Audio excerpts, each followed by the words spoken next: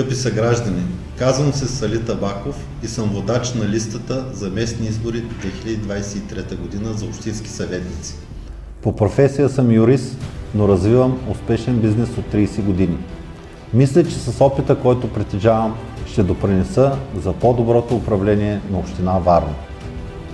Уважаеми съмишленици, ние от Движението за права и свободи град Варна отговорно заставаме пред вас и искаме вашия глас за ново начало в управлението на град Варна. Ние ви уверяваме, че проблемите на хората ще станат дневен ред в община Варна. Нашите приоритети ще са: да се чуе думата на малцинствата за техните многобройни проблеми, да се реши проблемът с чистотата в кварталите и махалите, да се работи за решаването на проблема с детските градини и ясли, които са крайно недостатъчни, да работим за построяването на нови общински жилища, в които ще бъдат настанени самотни майки с деца и други социално слаби членове на обществото, да работим по проекта за изграждането на втория Спарухов мост.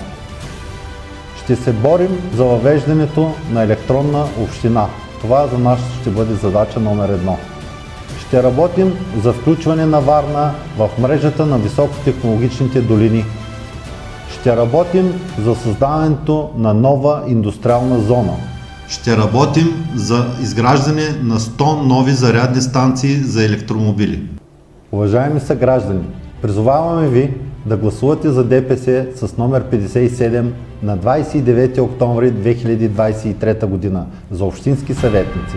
За едно ново начало в община Варна. Благодаря ви за доверието.